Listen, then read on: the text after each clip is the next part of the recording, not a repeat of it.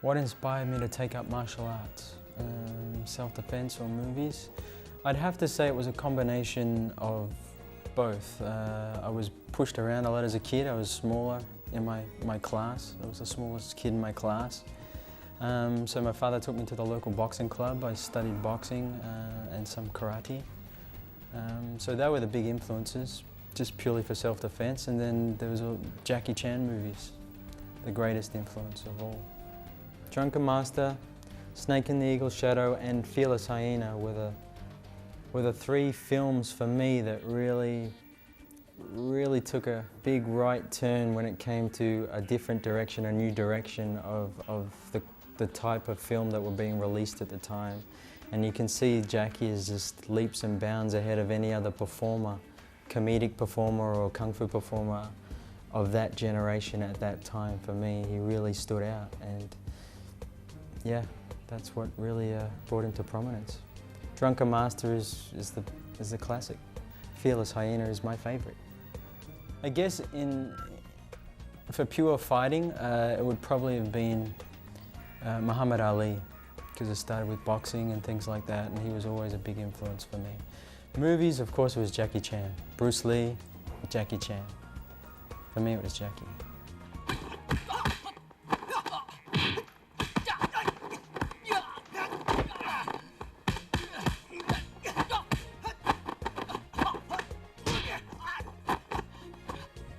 I started boxing and martial arts around the age of 10, and I got into gymnastics a little bit later, probably about 13, 14. And I trained competitive gymnastics and began tumbling. And at 17, I snapped my Achilles tendon. So I got to a decent level where I was performing Australian sort of standard, and that really put me out of competition for a long time. So I went back to martial arts, and I had that gymnastic base, and I began putting combinations together and using martial arts and gymnastics then, probably 18. I've studied a few styles. I've studied Japanese karate, some judo, aikido, Chinese wushu, boxing. For me, a combination of all of those things, especially if you're making movies, is really important. A lot of guys who are trained in wushu have trouble reacting in certain ways, and as opposed to somebody who's trained in taekwondo who can't necessarily do the acrobatic moves that a wushu trained performer can. So if you've got this combination or a combination of skills, you're much better prepared for making movies. I had graduated from university, or I just started studying at university, and I received a scholarship to go study in China. For me, that was a planned effort because I wanted to study the martial arts, and doing it through university through a scholarship was one way to excel in my language and also get the opportunity to go study martial arts there. So, while I was in Shanghai, I got my first opportunity to perform on a feature film. Drunken Master 3 was my first experience in Hong Kong Chinese feature film. My main discipline at the time was wushu. So in wushu you have what's called the duilian, and duilian is like pre-arranged fight routines, then very similar to what you might do on a movie set. So for me the transition wasn't too hard because I was familiar with duilian and some wushu, and I'd been watching Jacky for years, so I was prepped and ready to go for filmmaking. I have training routines. When I was living in China, I would train wushu 6 hours a day, 3 hours in the morning, 3 hours in the afternoon.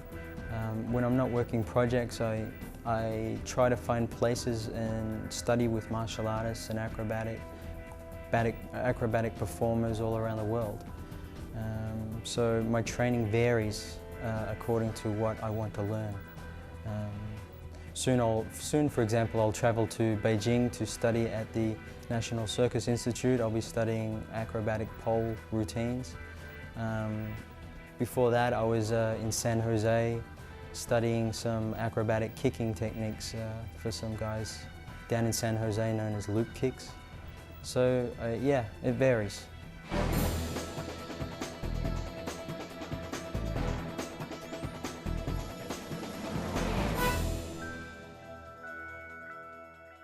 My first project with Jackie Chan and the Jackie Chan stunt team was a film called Mr. Nice Guy. How did I get involved with that project? I had just returned from studying in Shanghai. I think the year was 1996, and I was not working as a stuntman in Australia. Mr. Nice Guy was shot in Australia, in Melbourne, and I heard Jacky was working on a film there. And through some friends I managed to find out what the location was, and I managed to get down on set just to say hello and thank you to Jacky for all his years of influence and being an inspiration and all of that kind of thing. And I managed to get to say thank you to him, and I think I tweaked his interest because I was just a white kid but I could speak Chinese, and he asked how I learnt Chinese, and I told him that I was studying martial arts in China and the like, and he asked for a demonstration.